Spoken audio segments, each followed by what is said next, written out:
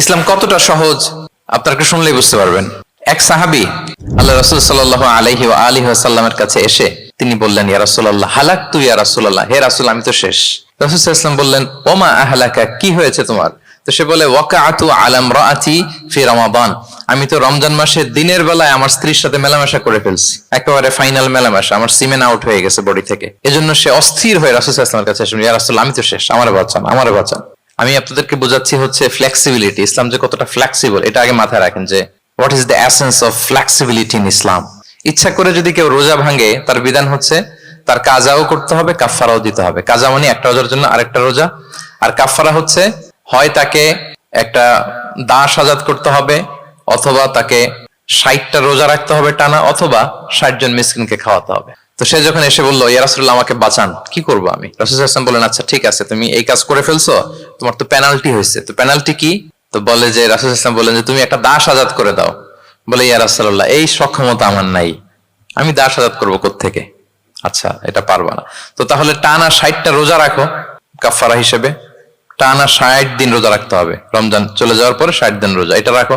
বলে, ইয়া রাসূলুল্লাহ এটাও পারবো না আমি।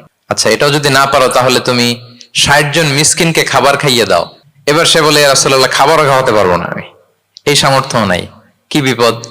দাস আজাদ এটাও পারবা না, টানা 60টা রোজা এটাও পারবা না, 60 জন মিসকিনকে খাবার দিবা তাও পারবা না, তো কি আর করা? বসো, এক পাশে বসো। বসে আছেন, উনি অন্যান্য কাজ সারতেছেন। হঠাৎ এক ঝুড়ি খেজুর রাসূল সাল্লাল্লাহু আলাইহি ওয়াসাল্লামের কাছে আসলো, এক ঝুড়ি সাদাকার খেজুর।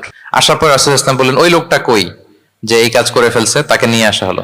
রাসূল সাল্লাল্লাহু আলাইহি ওয়াসাল্লাম বললেন, যাও, দাসও আজাদ করতে পারবা না, 60টা রোজাও রাখতে পারবা না, 60 জন মিসকিনকে খাবারও দিতে পারবো না, তাহলে এক ঝুড়ি খেজুর আমার দরবারে আসছে, চ্যারিটির সাদাকার খেজুর, যাও এগুলো গরিবদের মাঝে বিতরণ করে দাও, তাসাদ্দাক বিহা ফিল মাদিনা, মদিনায় বিতরণ করে দাও।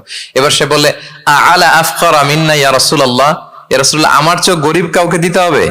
রাসূল সাল্লাল্লাহু আলাইহি ওয়াসাল্লাম বললেন, হ্যাঁ গরিব কাউকে দিবা। বলতেছে, এই পুরো মদিনাতে আমার চেয়ে গরিব আর কেউ নাই। কি বিপদ! তোমার চেয়ে গরিব আর কেউ নাই?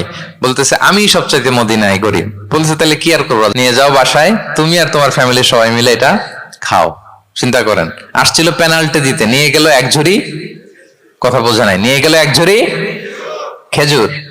দেখেন what is the flexibility of Islam. Islam কতটা ফ্লেক্সিবল, মানুষের সুবিধা অসুবিধাকে ইসলাম কতটা গুরুত্ব দেয়। আমরা ইসলামকে বোঝানোর ক্ষেত্রে, এক্সপ্লেইন করার ক্ষেত্রে এগুলো মাথায় রাখি না। তাহলে ইসলামের এই যে ফ্লেক্সিবিলিটি যখন কোনো নন মুসলিম দেখে, এই হাদিস যদি কোনো নন মুসলিম পড়ে, আপনি বলেন সে কি আর অন্য ধর্মে থাকতে পারবে?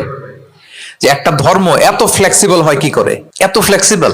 এভাবে আপনি যদি দেখেন যে রাসূল সাল্লাল্লাহু আলাইহি ওয়াসাল্লাম খুব সহজ করে দিন ইসলামকে উপস্থাপন করেছে।